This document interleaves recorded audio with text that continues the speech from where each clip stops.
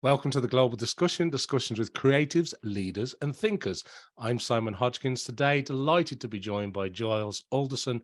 Giles, you're very welcome to the podcast. Let's begin by asking you to tell our audience a little bit about who you are, the wonderful world that you're involved in, and maybe a little bit about the journey, some of the past films, and how you got to where you're at today. So over to you, Giles. Thank you very much. What a lovely intro and start to the podcast.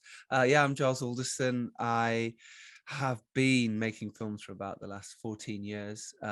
Actor before that for a while, did some good films like I Want Candy, Damned United, a load of great horror films, a load of indie films. And then I moved over to directing and producing and fell in love with making movies and fell in love with that side of it. And I've been very lucky to make 10 feature films now, from documentaries to bigger feature films that have had cinema releases to doing very well on Netflix, to smaller indies, and everything in between. I love helping other filmmakers. I run the Filmmakers podcast where we constantly go into filmmaking and speaking to big directors, Hollywood, all the way through to Oscar winners, down to indie filmmakers and making something for nothing, and how we do it and get by. And I love all that side. I'm also a big advocate for animal welfare. I'm making a documentary on the vegan lifestyle and our planet, as well as making movies constantly. I love it. Very good. Thanks, Giles, for that It's so whistle-stop hard tour. to do that sort of stuff. It's so much better when someone else does it and bigs you up. You're so hard to big up your own stuff. Go, yes, I'm an award-winning director, producer. It just sounds ridiculous. I find it so hard. Very good. Well, look, let's talk about some of the movies, because I'm going to come back to, the acting, and then you decided to move behind the camera. But let's talk about some of the movies. And I want to start with the 3-Day Millionaire, which was riding and still is riding high on Netflix around the world. I mean, I think it's an absolute triumph of a film and a production. Thank you. And I thoroughly enjoyed it. But just maybe start with a little bit of context about 3-Day Millionaire for people who haven't yet had the pleasure of catching it, because I think it's a wonderful story. And when I first heard it, I'd never heard the term about what a 3-day millionaire was. Didn't mean anything to me. And I went, that looks weird. What's a 3-day millionaire? And then the minute the film opened, you kind of go, got it. Yeah, brilliant. Yeah. Well, 3-day millionaire is a term given to trawlermen, and when they come home, they suddenly have money in their pocket. And if they go back to sea with money in their pocket, an old wise tale or old fishy tale says that ship could sink. So they spend it all. Hence the term, because they're back for 3 days, or obviously around that, especially in the 70s when the phrase got coined. They were 3-day millionaires. They came, spent all the money, then went back on the ships.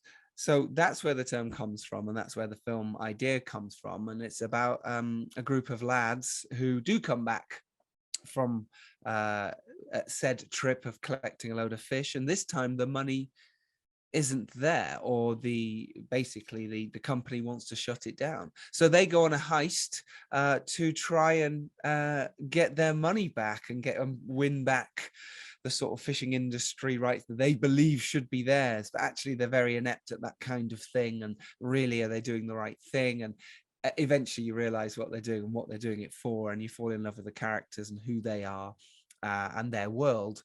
And yeah, we shot it all in Grimsby in lockdown, and yeah, we raised pretty much all the money, private equity, up in Grimsby as well. So we massively leaned on the town, and they were amazing with their support. They came back and helped myself and Jack, who's a director and fellow producer on the movie. It's his world, and I came into that very much so. Now we run a production company together called Shush Films, but that was the genesis and the start of it. And yeah, we're delighted. We managed to get a cinema run. We managed to get some cinema release out of an indie film like this, which is, is very much on the low scale of films that get in cinemas these days. And we managed to do it, and it did well. And then we went on a cinema tour as well, a Q&A tour around the country, which was incredible, which we four-walled, which is basically a term to say you share revenue with cinemas of whatever you make. So therefore, you've the one got to do the promotion and everything for it. And then, then we got the Netflix deal before we knew about, we were doing the cinema run. So we knew it was going on Netflix. And then, we didn't announce it. We kept it as quiet as we could, told as little people as could. But obviously people get very excited about Netflix and it's going on Netflix. Shh, don't tell anyone. We want people to buy it and watch it. That's how investors make their money back. And then we were on Netflix and we were amazed, that we made the top 10 and then made the top 5. And that to us was, more eyeballs have now seen our film than maybe, or, so many other films that I've made because it's on Netflix and therefore people will see it. It's the first thing. It was on the carousel spinning around for a bit and there it is on their homepage as new movie, new recommendation and top of the charts. People see it. It makes a difference. So we're over the moon. We're over the moon with the response. We're over the moon with, everyone's work on it. And it's very delightful comedy. If you haven't seen it, do. And if you do, and it's so important to do this, is support it by giving it a lovely review. People often don't do this. They don't realize how important it is for indie filmmakers to get a review. And this is not me going, please go support our movie in that sense. It's just do it with anything. Do it with any movie you watch and you like. Just go on IMDb and go on Amazon Prime and say, thank you, I really like this. Well done to everyone involved. Whatever it is. I just think that's important. And you mentioned Jack there, who you run Shush Films with. And I think Shush Films is such a brilliant name for a company involved in this area. It's just like, shush, you shush. It's brilliant.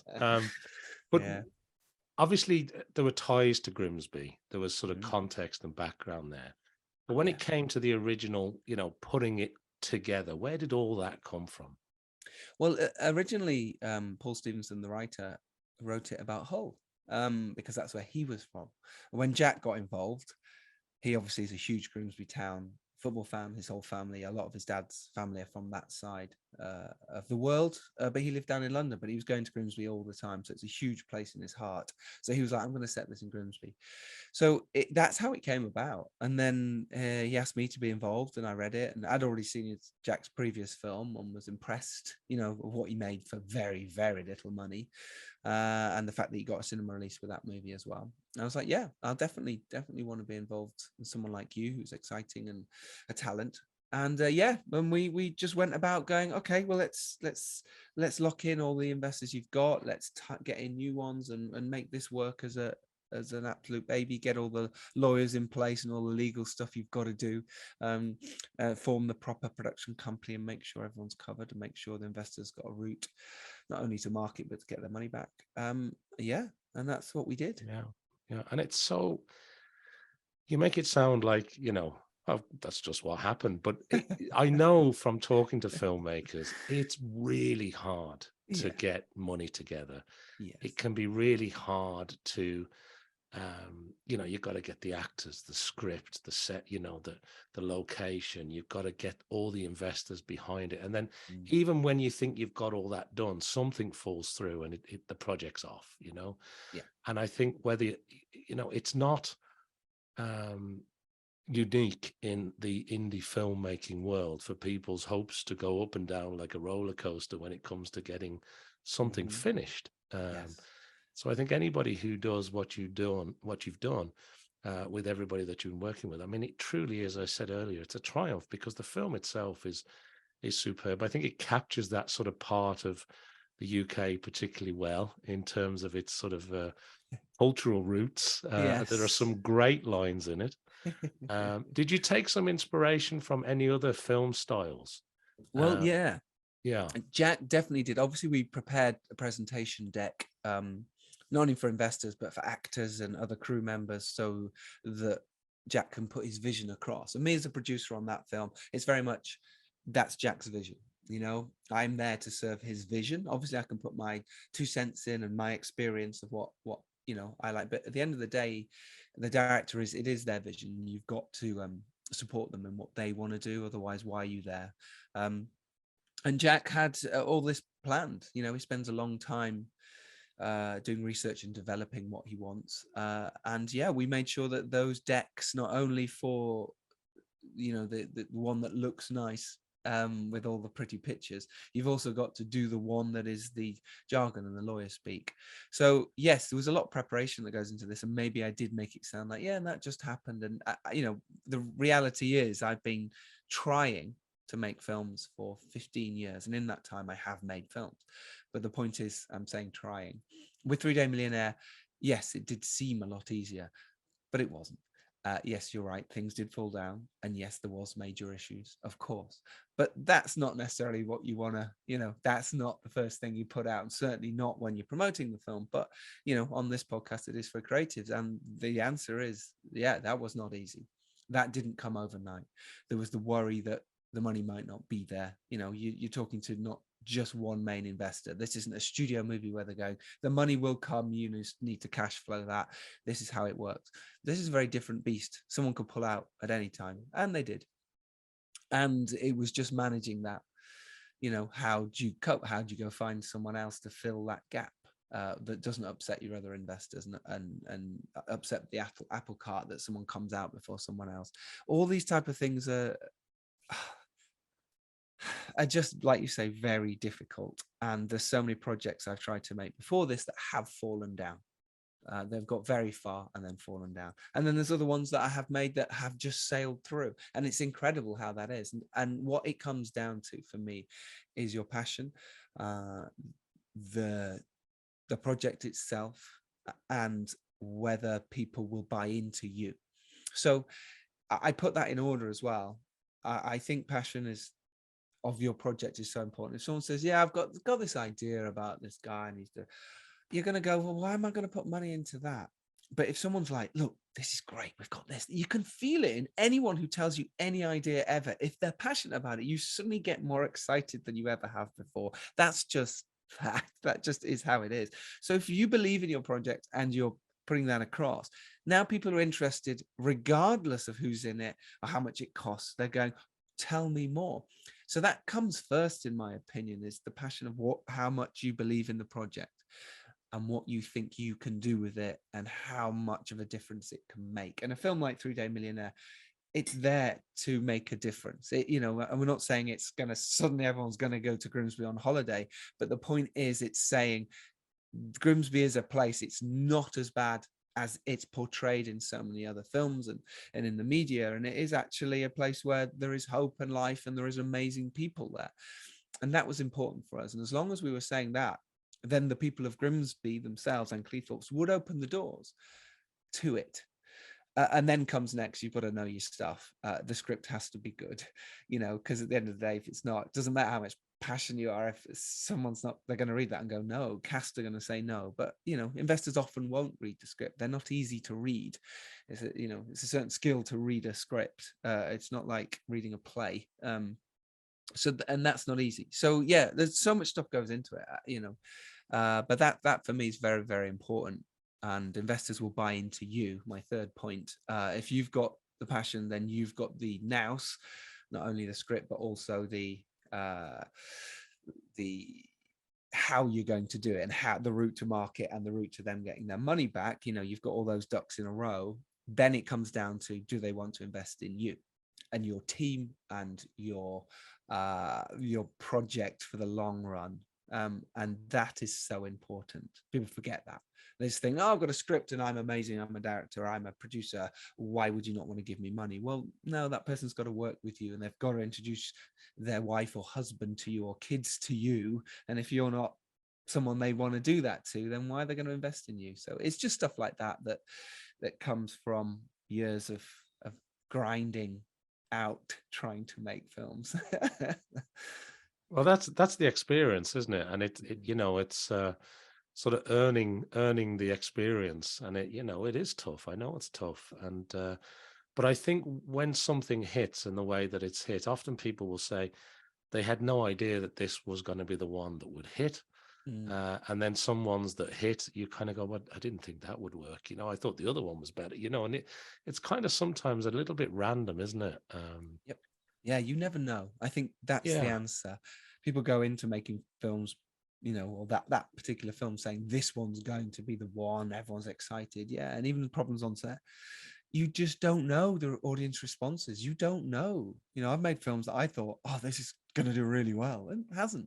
I've made other films that I thought it was all right, and people have gone crazy for it. So I always see it as you do your best to make the best film you can, and then it's out of your hands. Once it's out in other people's hands, literally there's the DVD in their hand, or it's on their Netflix, or it's on the cinema screen, it's kind of not yours anymore. It's theirs now to be a fan of, to rave about it or to hate it.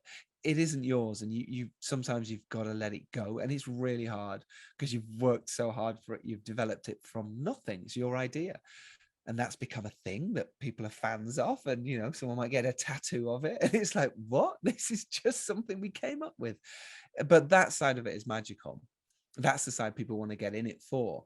But the reality is that is once in a blue moon, and that might be maybe 5-6 times in your career if you're lucky. We were on the podcast recently, we did how many directors that made more than 20 films out of, I don't know, was it nearly 500,000 directors? There was like 134, and you go, wow, right? But yet you're trying to do this as a career. You see what I mean? It's like producers can do more, DOPs certainly do more, but as a director, they'll make many films. Even Quentin Tarantino's quitting after 10, and it's like, okay, so yes, so you make the most of it when these things happen. And yes, 3-Day Millionaire has been a great success, and we are delighted, and we're over the moon that people like it. Oh, congratulations. And just a nod to that, you mentioned the script there, and I thought there was some genius lines in the script. I thought it was superb. Yeah. The turn of phrase, and the way some of the actors brought it to life. And you had some great actors in there. I thought Jamie Burrows was great, and Jonas Armstrong. And of course, Colm Meaney was in the movie too. Yeah. He's pretty, a lot of people know Colm Meaney pretty well. Yeah. And I also thought people like Sam Glenn, I mean, they did tremendous parts, or Melissa Batchelor. Melissa Batchelor, yeah. Michael Kinsey's in there, Lauren Foster. I mean, Grace. There's a lot of great people, actors involved. And I thought they really brought the story to life. The last thing on this, because I do want to talk about some of your other films as well, but the Netflix deal, was that really difficult to pull together?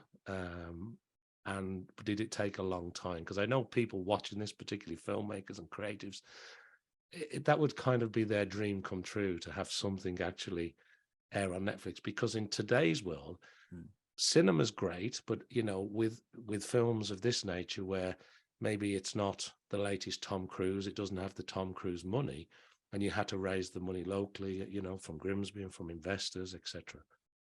And you can get a cinema release, but it's normally restricted to certain regions or a particular country. It's not a global release.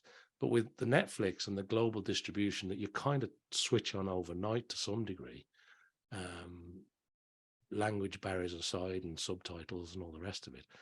But that distribution globally must really help a film in today's sort of, people who maybe don't go to the cinema as often as they used to, but they do turn their streaming service on. Yeah, like I say, it's so many people have now seen the film that wouldn't have if we didn't have the Netflix deal.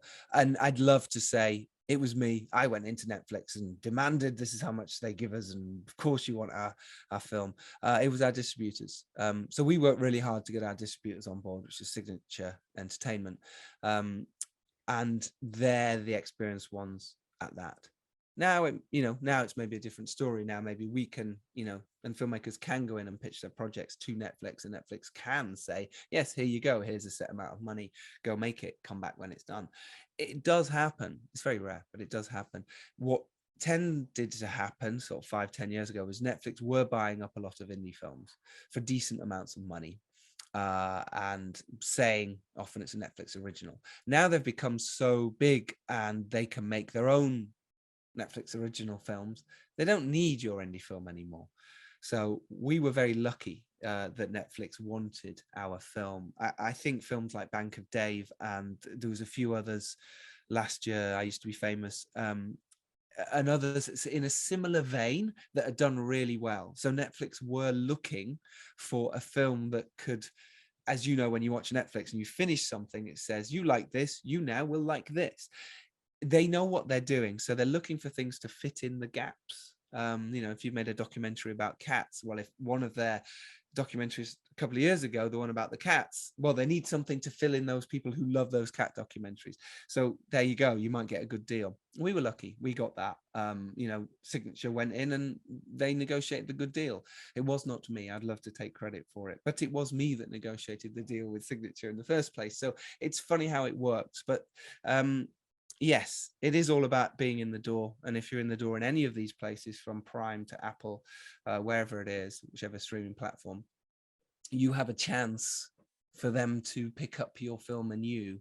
And again, it comes down to likability, third, and then knowing your stuff and having an amazing product and passion as well. So yes, I am very grateful, but it's also a lot of work getting to that stage. Even though, like I say, we didn't do that particular deal, we did all the other deals to get to that point, so we could be in a position that someone could actually take the film. And I really appreciate you sharing that insight, because it's not just one approach. There's several layers. There's a lot of work to get to that point, and it all kind of adds up, doesn't it, to get to that area. And you mentioned Bank of Dave and maybe films in that particular genre or style. And you may not like my next comment, but there were also moments where I was thinking sort of Guy Ritchie type-esque-ness to it. Well, that's absolutely right. And actually, you asked that earlier and I didn't answer, Yeah. but it's more of a Jack question than mine. But Jack's vision for it, and he did say, it's Guy Ritchie-esque. That's his vibe, and that's what he wanted to do in his own style. And I very much think it's a very Jack Spring style. But people have mentioned that. They've said it's a Guy Ritchie film. It's in some way Danny Boyle-esque, and there's some others that have been bandied around, but I don't know, I think that's a cheap shot sometimes. You could always say, okay, well, it's a Tarantino-esque film. Well, great, thank you very much. I'll take that. You're in a league with these amazing filmmakers. So Jack always set out to do that. That was his vision. Yeah, no, thanks, Charles. And what about some of the other stuff? So Wolves of Wall, Knights of Camelot, World of Darkness, Serial Killers. Yeah. Food for thought. There's a lot, right? Stranger in Our Bed. So can you maybe bring some of those to life a little bit? Because there's a little bit of that World of Darkness in there. There's a bit of horror in there, a bit of sort of, where's all that come from? Listen, I'm very grateful to make movies. People, when I first set out on this journey, were very much like, stick in a box, stay in the same lane, stay in the horror lane if you're going to start that. Therefore, it's an easier sell. And I get that now as a producer. If I've got a director on a project I'm doing and they've just made a brilliant horror that's broken out, but they go, hey, I want to do this rom-com about vegan cheese, I'm going to go, well, great, but how am I going to sell you? The distributors are going to say the same thing. You can't put on the poster from the director of Evil Dead if he's doing a rom-com next. It just doesn't work. So I get it, but I didn't care about that. I very much was, what is the next opportunity in front of me as a director / producer? I've worked too hard to suddenly go, no, I'm going to turn that down because I'm only going to do this. And if someone says, we've got a project, would you want to pitch on it? It happens to be Arthur and Merlin. I'd go, yes, thank you very much. I would love to pitch on that. Let me have a look. And that's, pretty much what's happened. I've been very lucky, I suppose, or I've worked very hard to get that luck where people know who I am and they're aware of me, that they go, oh yes, let's let Giles pitch on this one. And I think after the success of The Dare and World of Darkness, people paid attention. And while that was coming out and all that was happening, suddenly people said, hey, can you pitch on this? And that's exactly what happened. Arthur and Merlin led to The Stranger in Our Bed, which then led back to Wolves of War, which has led back to, all these little things have just worked because people you work with want to work with you again if you're a good person, a nice person. And that's kind of what happened. I love The Stranger in Our Bed because I think it's the latest one that I directed that's come out. There was 2 out very, very close together, which was very hard to promote. And poor me, I had 2 films out at the same time, deal with it. It's like, there's so many filmmakers out there going, oh, get over yourself. But it was annoying. But anyway, because, you want to really promote them and get behind them. And people are like, hang on, you got 2 films out. So yes, that happened with Wolves of War and The Stranger in Our Bed, one thriller, you know, very proud of both films. You know, Wolves of War was a war film, and it's very hard to make a war film on a budget. There's no question, but I'm very proud of how we did it. You know, Ed Westwick's in that, Rupert Graves, and you know, worked with some amazing people, and you really try and make the best film you can with that. And yeah, you know, great script from some amazing people, and you know, getting great team behind it. Lucinda Rhodes Tacker has produced a lot of my movies, and you know, she's fantastic at it. And she did Arthur and Merlin, and then Wolves of War, and she also helped on 3 Day Millionaire as well. So, and again, it's teamwork in this business, and who you know, and that's how things grow and develop, and people rise up, and you know, you hopefully rise with them. If not, you bring them up, and hopefully they take you with them. And if they don't, so be it. But you've got to constantly be working in this industry and constantly be fighting hard. But yes, I'm very proud of what I've done. I'm very proud. You'll always get horrible reviews. You'll always get those things that burn. It doesn't matter how many positive ones, it's the other ones that stick. But you know, I've grown a much thicker skin from when I first started. I remember a few, because The Dare came out in the USA first, and those reviews were like 7 out of 10, 8 out of 10, and we were going, oh yeah. Now looking back, you're going, hang on a minute, mate, they were amazing. What's wrong with you, you idiot? But you don't know that when you know, your first film comes out. You just like, it's only 7 out of 10. Shut up. That's amazing. Again, you know, I'm over exaggerating a little bit, but I'm very grateful to be where I am. I love making movies. I love being on set as a director. It's just one of the best feelings in the world when you're in the middle of a setup. You've already rehearsed it, or you've done one take, and then you know you're going to go again, and you're going to tweak a camera angle because you've already gone through it with the DP. You go, no, we're just going to push closer onto the face there, and then come back and reveal that if it's a steady cam shot. And then you go whisper to the actors, let's play with this. Let's just feel a little bit more love at that point. What are you saying here? And then you see it come again when you say, cool, let's go again on action, and the smoke's just perfect, and the light's just hitting, and the actors nail it. And honestly, there's nothing better. And you go, cool, that's a cut, moving on. You're like, great, thank you so much, everyone. You know, from the gaffer to the grip to the makeup team, you know, everyone's pulling together for that moment. And when I was acting, I didn't realize that there were so many other people making the film. I did, but as an actor, it's kind of about you. You're waiting in your trailer, they come and give you tea and food and everything, you get made up, you get your costume on, and you're waiting, going, well, it's not fair, do they? You know, you don't realize how much is going on set, and the problems and the issues that they have. And you know, gosh, you know, looking back, you kind of go, God, how lucky was I to be on any of these sets, you know, as an actor. And I learned so much. It was yeah, incredible. But sometimes when you hear actors complain, you're like, mate, you have no idea, because that PA has been running around all day just to get you something you wanted and make sure everything's right. And it can be frustrating, but it's how it works. It's just, you know, the wonderful world of filmmaking. Yeah, I love it, Giles. I love it. And two words that you've used, which I just want to mention for a minute. And you were talking earlier about the passion, and it obviously comes through when you're talking, but not just the passion for movies and the passion for getting that set right and the lighting right and the, you know, whispering to the actor what you're looking for. That's obviously part of the passion, but the passion to drive the whole project through too, you were talking about earlier, and people buying you, you know, buying into you and the team, and, you know, the passion that comes from them. I think that's one important thing. But the other thing that you said that really landed with me is, you know, being a nice guy, teamwork, relationships, being the person and the team that somebody wants to work with again. And I think, you know, particularly in your area of work, not that it's not important in other areas, but in your area of work, it's kind of how it works behind the scenes, isn't it? It's kind of like, because you develop a relationship, a friendship, people get to know your work, they get to know what you do. And that seems to work an awful lot. And the question I'm leading to is, do you think being an actor helps you be a better director, producer of feature films today? Does it make you that better than say somebody that had a very limited, you know, maybe just treading the board slightly and then straight into making their own movies from their bedroom or something? Or, you know, has that been instrumental to you? Or when you decided, and, you know, when you made the switch, and I'm interested to know why you made that switch, by the way, and why you decided to get the other side of the camera into the other area of the business. Was that a steep learning curve at that point? So the answer is 100%. If I hadn't been an actor and I'd just gone into directing, I wouldn't know how to work with actors.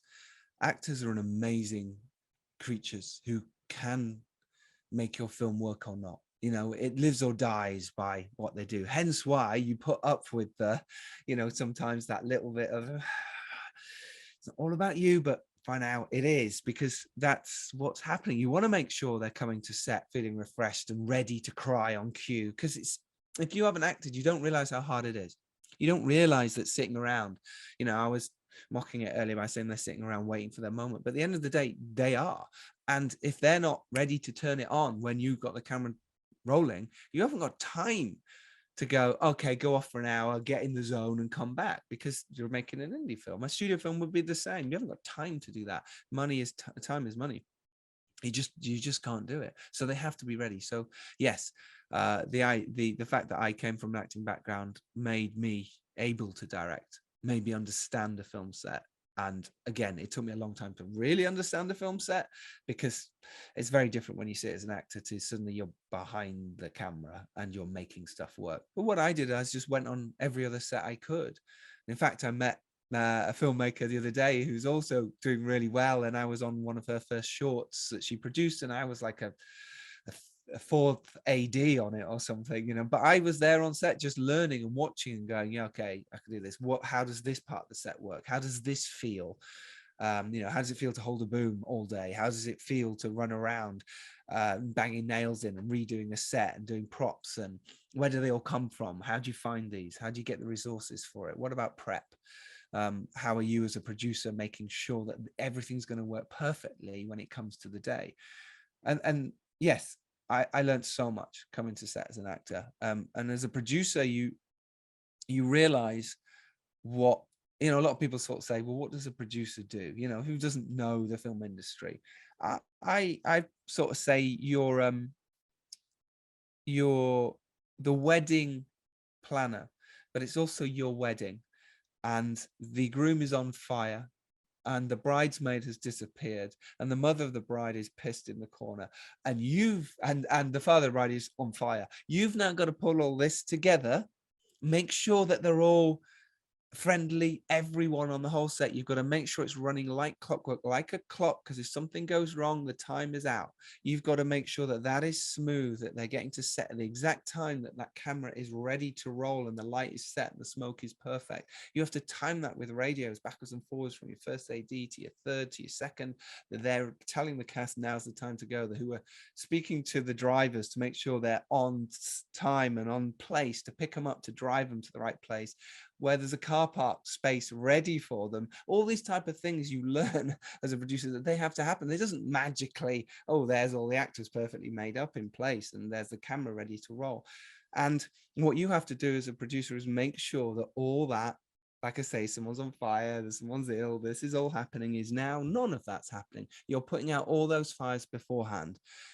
And then you're doing all that again the next day, and the next day, and that week, and that month, and then afterwards, you know, piecing all together. You've got to pay people, you've got to make sure that all the paperwork's in place and all your BFI, you know, forms are there, so you can make sure you get the tax rebate. There's so much to do with deliverables as well. So a filmmaker's job is not just on set, it's a year prepping it, and it's a year posting it afterwards. You know, there's films I'm still working on that had come out 5 years ago. You know, you're still delivering it for maybe a new territory. Oh, they want to put a DVD out, right? Can you do behind the scenes? Can you do an interview about that? You know, and The Dare, like I say, that was with The Dare, and it's a long time ago we made that movie. We're still talking about it. People still want to know, and you've still got to deliver something. We're still doing the behind the scenes of it, you know, because people want it. It's crazy, but that's filmmaking, and it's amazing, and I love it. But people should know, it's, if they haven't done it yet, it's not for the faint-hearted. This isn't easy. This isn't, you know, what you see in the movies. This isn't some big exec walking around going, yeah, go hire, fire. No, this is grassroots stuff, which if you don't get it right, it all falls apart, and it doesn't happen. There's a mutiny on your hands. So yeah. I think you've the wedding picture that you painted in our minds there for a moment. I think for anybody who's not in that world, that kind of sums it up nicely. It paints the picture beautifully.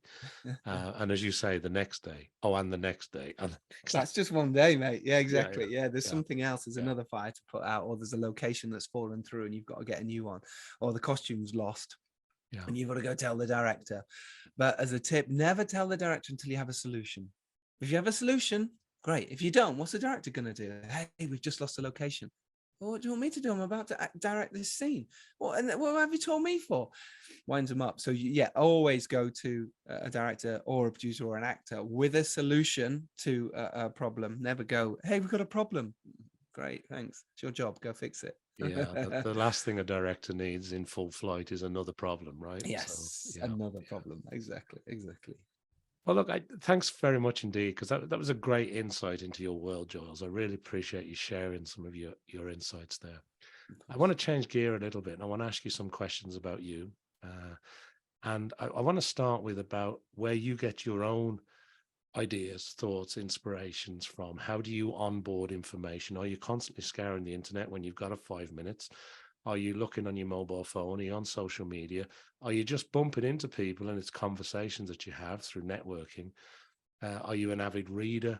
Do you get time to listen to audiobooks? How does today's media world and inspiration come to you, and how do you consume that? Yes, all of that. I sometimes don't stop. People who know me sometimes go, how do you fit all this in? Especially doing a podcast as well, putting it out every Tuesday and editing it and doing it and interviewing people like yourself. It's hard work. It's not something that, again, it's just, hey, that just went up on, iTunes and Spotify and stuff. Yes, I am very much a reader. I love finding out what's happening. I'll read the latest Empire magazines, Hollywood Reporter. I'll listen to the latest reviews, news, find out what's happening in the world, who's hot, who's not. I try and keep my finger on the pulse. I go to networking events, I host networking events, I meet filmmakers all the time. And that's one of the good things about doing the podcast is I meet all these filmmakers who are in the same boat as me, and we all help each other. It is incredible. And I really appreciate that side of it. So I'll accept editing till 5 a.m. sometimes to get it out, because I've just met a new filmmaker of, now we've become friends and we'll go for coffee and we'll share scripts and ideas. And so much work has come from that. I think it's so important as a creative to not be in your own little bubble and just be in your own little world and not care about anything else or anyone else that they're doing. Whether it's you writing poetry or you're writing a book or you're doing a podcast, to be insular is, for me, it's just the death of what you're trying to do, because eventually it's just going to fizzle out. Whereas if you're collaborating with other people, sharing ideas, and when people get very scared to share stuff, I don't really get it. I did, but knowing what I know now, the effort of someone taking your idea, rewriting it to being in any way, shape or form a script or a project that could get out there takes years. They've spent years on their own projects. They're not going to bother rewriting yours or trying to take your idea. And if they do, well, it's not going to be like yours, is it? I think that risk is worth it, because now you're getting feedback on something that could be better. Whereas you're now holding on to it going, yeah, but someone might take my idea. Yeah, but your idea might need adapting and taking, and someone needs to go, mate, I've seen that before, that doesn't work, or that's amazing, I know someone who can help you. It's so important to do that. So for me, yeah, it's about sharing ideas, going to networking events, getting out there, hosting your own stuff. If you don't know you don't know any people in your area, you don't live in London, you don't live in these places, the hubs that they say filmmaking happens, and you live in a small village, well, you go, oh, well, I don't know, it's impossible for me. Well, no, it's not. Put a notice in your local post office. Hey, anyone interested in watching films, making films, doing stuff? Facebook is amazing. Social media is amazing for all that. You can meet people. And there's no excuses now for not going, hey guys, I'm going to set up a little screening event for short film I've made. Anyone else got a short they want to put on? I'm going to do this in my garage and put a white screen up. Who tell you what, you're going to get people down who are just like you. And suddenly now you're collaborating and you're working on something together. Let's write something. Let's do it.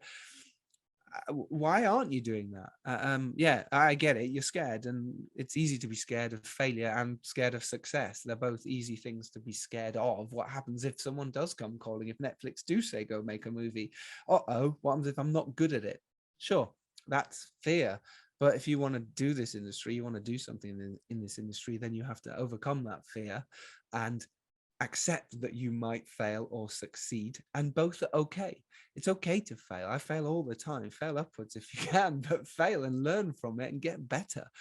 That's fine. That's part of what we do. You're never going to be the next Tarantino. It's almost impossible. So don't expect it, and you never know, you might be. And that for me is important. So yes, all that sort of stuff you just said, reading books, social media, meeting people is vital and absolutely has to be done. Thanks, Giles. I like that a lot. And I wanted to ask you, it kind of leads on to what I want to ask you next, because as well as all what we've just discussed, there must be people that have give you a helping hand along the way, people that you admire, people that inspire you. And when I ask you that kind of question, is it a particular personality type, or is there actually individuals that spring to mind? Interesting. I think it might be personality type. There is so many individuals that spring to mind. So many people have helped me over the years. There's too many to count. Too many to name even. You start playing the Oscar music before I've even got anywhere near a third through it. But so many people, who've just been there when I've said, and you know what's interesting about this? The amount of times I was scared to reach out and someone would say, why didn't you contact me about this? I'm the same. It's like, why don't you just ask me? I'd have given you some advice about a distribution deal you wanted to take, or a script that I'd said, no, maybe you shouldn't use that actor because they're a bit difficult, or that crew member because they want to leave at 5 every day, or they annoy everyone, whatever it is, or they're amazing. Yes, yeah. I've been influenced by so many people. Danny Boyle for me is someone who's an incredible filmmaker, but I don't know him. I met him once, and he said, "Yeah, I'll come on your podcast." Yeah, Giles, I'll come on your podcast. But he then hasn't since we've sort of reached out. But I know I will, and I know I'll. But that's okay. Sometimes I say don't necessarily spend too much time with your heroes. But so many other people I admire in this business who've won Oscars and been amazing have massively helped. And I love that I can reach out to these people and they will give me advice. And what I found fascinating is that some of these people who I massively respect and admire have asked me for advice. And I find that crazy because it's like, wait, what? You need something from me? Yes, no problem. What do you need? I mean, it's not like they need help with, what they're doing, but something that they need off me or something. It's just delight. It's like, okay. And that's how it should be. You play it forward and you play it back and you help. Our motto on the Filmmakers podcast is, if you rise up and do well, it's your duty to send the elevator back down. We say it at the end of every episode, and I mean it. It's so important to do that, and that's the ethos of, I suppose, what we do. But so like important. I say, it's hard sometimes when you're doing your own projects and you're trying to get stuff made, and then someone reaches out the blue and says, hey, can you give me a load of advice? Can you read my script? And you're like, oh, that's 2 hours of my life plus, and it's hard sometimes. So also never expect anyone to do anything for you as well. Don't expect people that they're still trying hard to make their own careers and lives and pay the mortgage and stuff. Even if you think they're super successful, they don't owe you anything. And I made that mistake potentially when I first started, and I see it from filmmakers all the time. They expect something from you, and it's like, no, don't expect, just ask. And if they give you it, thank them forever. And if they don't, do not get annoyed. It is just the way it is. Love that. And you talked about advice there for a moment, and there must be advice that you picked up along the way, or advice that you think has been instrumental, maybe some advice that you've held on to, or maybe there's advice that you find yourself passing on to others now more regularly. But when I ask you about advice, is there anything that springs to mind there? I mean, the one I just said, but I think the main one, and we did said this for a long time, is don't be a dick. And it's actually vital. There's when we said, we talked earlier actually about being nice, and it is important to be nice, but there's a difference between nice and being a pushover, and that is very important. You still got to be very strong in your vision and what you want, and what you need from other people, and what you want to perceive as well for you, and other people think of you. And yes, you can be nice, but at the end of the day, you are in charge, or you are the leader, and you have to assert authority, and you have to have other people want to follow you, and that is quite a skill, and it's not easy. So it's about not being a dick. You can be upset about something, you can say this is how we're doing it and standing your ground, sure, but it's about doing it in the right way, not being a bully and not being a dick. And that for me is the best bit of advice I can give anyone from the very beginning. The other one is, if you're writing a screenplay with someone else, have it in writing, that this is what you're doing together, and if one person writes more than the other, they get a bigger credit, they get, the other person gets a co-writer credit or a story by. Have it in writing from the very beginning, even if you're best friends. You can do that over a text. It counts in a court of law. Hey, I'm not a lawyer, I don't know if that does count or not, I've told it does. But either way, for me, it is about having something written down. So yeah, they're the two bits of advice I can give. And the third one is, if it's not working out, don't be afraid to move away from whatever that is. If you don't want to do this anymore, be a creative, do this, it's okay. If the person you're working with is not working out, that's okay too. It's okay to move on. It's okay to fail or think that didn't happen. It honestly is. Don't worry about it. It really doesn't matter. So I like that. So look, we've got to send the elevator back down. Yes. Yes. We've got to be a nice guy.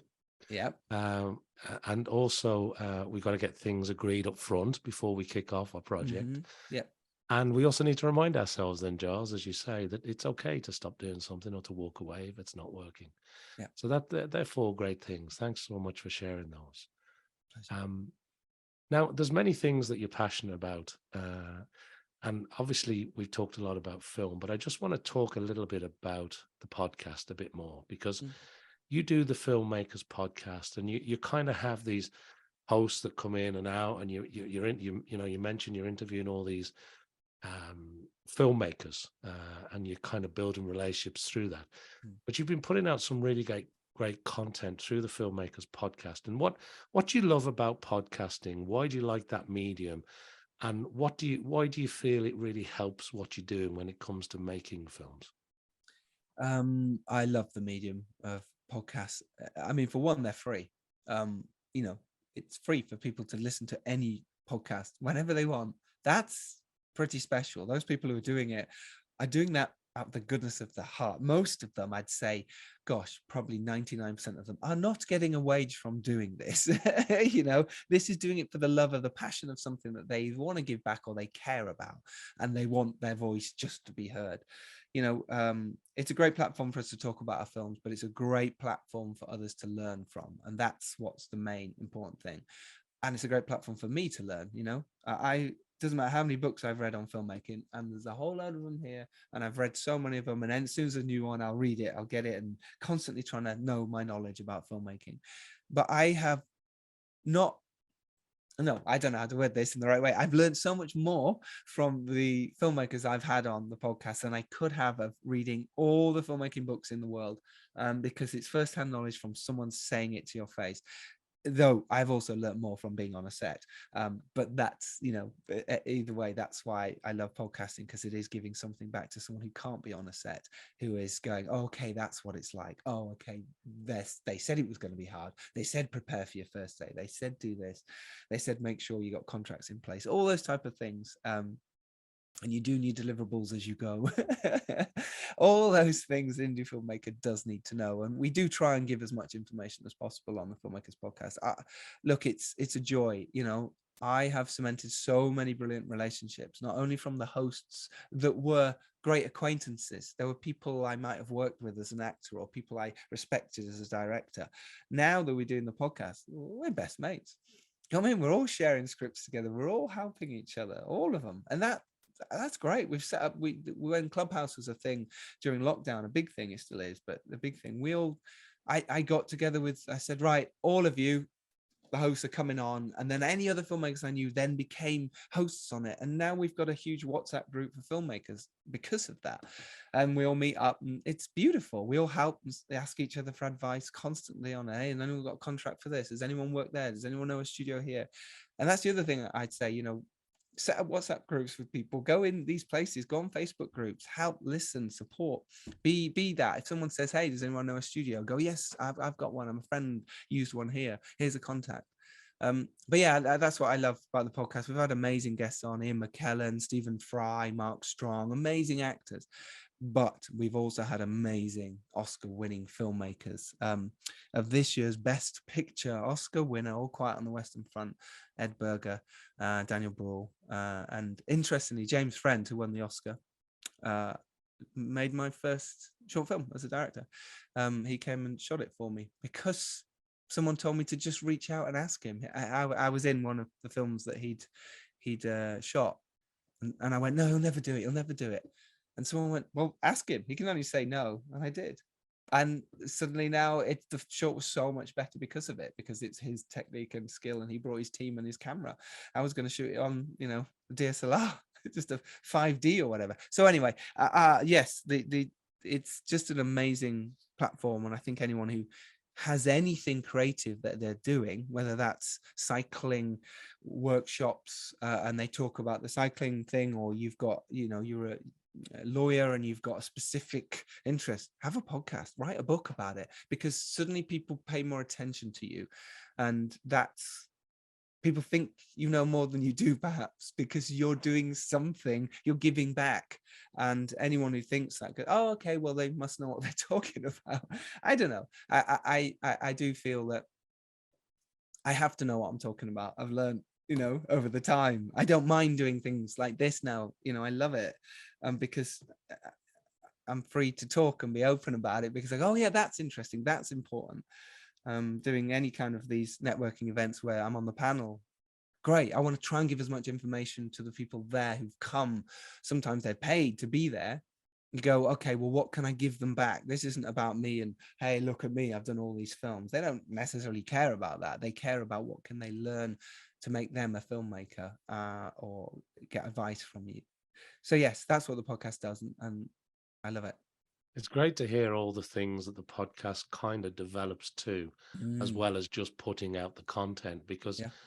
when you're talking to me, it's just a global community of people that are in your sweet spot. You're actually building genuine connections and community with people, and you're learning from each other, and it's growing and it's working. And I love that. And look, you've had some fantastic big names on your show too, which I'm sure helps.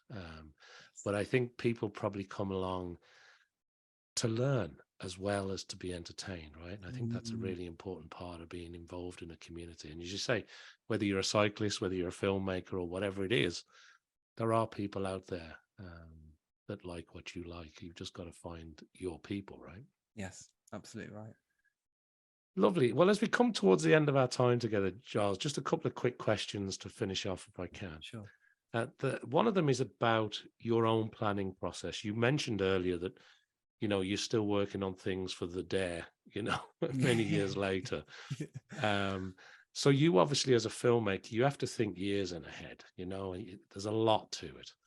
But when I ask you about what you're thinking about over the next 6 months, 12 months, 18 months, or further afield, what's on your radar? How does the planning process work for you? And is there anything that you're hoping to achieve in the coming sort of 12 months, 24 months, 36 months, etc.? Yes, we've got a slate of films now with Shush, myself and Jack. So we know our trajectory.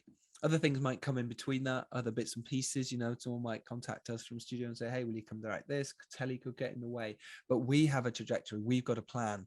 We're doing this film then. That's the idea, somewhere around then, cast dependent. Then we're doing this one, and then we're doing this one. It's a growth, and that is important, I think, to have the plan. Regardless if it happens, you've got a plan. It's kind of thing I say as well to a lot of filmmakers is have a start date. When are you filming this film? If you've got a start date, you've got something to work towards. If you, oh, well, we'll do it at some point. It's never, it's so much harder to get it actually happening. Whereas if you say we're shooting this in September, oh, suddenly your DP goes, cool, I put it in my diary for September. So let me know if anything else comes up. They'll tell you, and then it's real. Actors are going, oh, it's September, great, that's happening. Your investors going, it's September, or it's your own pocket. You've got to raise enough money to shoot then, whether it's a short film or whatever. Yes, I think it's important to have that trajectory of what you are doing. Yeah, we've got a Christmas movie. We've got plans, so we're shooting that very soon. We're just casting that at the moment. We've got a couple of other comedies that we're going to be casting very soon for one of them. The other one is in script stage, and then we've even optioned books for the future stage. So we're thinking well ahead, like 2, 3, 4 years down the line of what we're planning to do. And like I say, other things could come in between that. We've got a new project. Oh, this comes in, we really like. But at the moment, we are planning what we are doing. And it's nice. It feels good to do it that way, rather than just be, well, what's next? I don't know. We've now, we've set up shop and we're ready, and we've got team in place, creative developers and producers on this one, different, and it's really nice. Yeah, I love that. Thank you, Giles. And look, the last thing really is it's two parts. One is there anything else that we haven't touched on that you'd like to maybe share with our worldwide audience while we're together today, or maybe just restate, or re-emphasize some of the points that maybe we have touched on? And secondly, and importantly, if people want to start joining that community, listening to that podcast, connecting, where's the best place to send people to who are watching or listening to this? For the podcast, go to thefilmmakerspodcast.com, and there's a back catalogue of like over 300 episodes on there. And like I say, if you're looking for an actor, type in actor. If you're looking for a casting director, type that, or an editor. We've set that search bar up for that reason, so you don't have to listen to one or scroll through trying to search what you want. Yes, that's there. Go look at that if that interests you. We've got, obviously, I've got my own website, gilesalderson.com, where you can find all sorts. But find me on Twitter, Giles Alderson, on there, and on Instagram, Giles Alderson. Just come find me. But what we're doing with the podcast is we're doing these Business of Film Explained, where we're getting questions from the audience and we're debunking myths. How many, like I say, directors do more than one film, etc.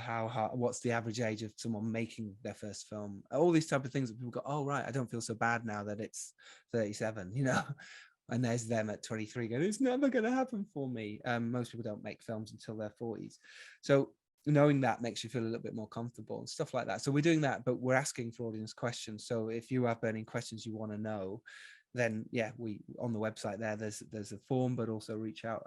We've got an email address. It's all there in the show notes. It's easy to find. If you want to reach out, you can reach out. I think that's probably the only thing we've not really touched on is the vegan documentary, which we're in final stages of post now, and it's something I'm just passionate about. I sort of touched on it earlier, but I think it's important that if there's a chance for something outside the box of what you're doing, it's great you make horror films and you're passionate about that, but is that going to change the world? And if there's a way you care about the environment or the world, then I think you should try and do that. And that's what we wanted to do with this documentary, is because I can hold a camera, and because me and Dan can raise some money, and because we're big animal lovers, we know people in that world who might give us a bit of money to go off and shoot this documentary. We were like, right, we want to say something. We want more people to understand it's very, very wrong, and the world is going to really struggle if we continue eating meat and drinking milk the way we are, and the way we're hurting animals. For me, it was too important to not do something about it as a filmmaker without being preachy and going on about it. But what I'm trying to say about that is, if you've got something you're passionate about that is slightly outside, then try and make them both work. Try and make it work. If you really love cycling, but you're a filmmaker, then make a documentary about that. It's something that but maybe it's something that can make a difference as well. You know, whether it's you care about a war-torn country, or you care about homeless people on the streets, then do something about it through the medium that you love and that you can do something about it with, because then you're making a difference and you're creating a legacy. And that's what we're trying to do. Whether we do or not, I don't know. And whether it turns anyone, plant-based, who knows? Technically, we've kind of already done that, but yeah, you find out in the doc. But that to me is important. And I think if I can do something like that through filmmaking, then wonderful. Wonderful, wonderful. Well, look, that brings us nicely to the end of our time together today, Giles. It's been a real pleasure It's been to lovely. have you as a Thanks, guest mate. here Yeah, on the pleasure. Global Discussion. Thanks to everybody who's watching or listening to this podcast show around the world. I need you to like, follow, subscribe, do all the things to help us support the podcast. And I hope that you'll join me back here for some more discussions with creatives, leaders, and thinkers. And all that's left is for me to thank Giles, because whether you're in the directing, producing, screenwriting, TV or film world, I think it's a really exciting time. And you've got as you say, you've got the slate, you've got the projects booked in, and I can't wait to see what's coming next. So thank you, Giles, for being with us on the Global Discussion. It's been a real pleasure to catch up with you. Absolute joy, mate. Anytime. Thank you very much. Thanks, Giles.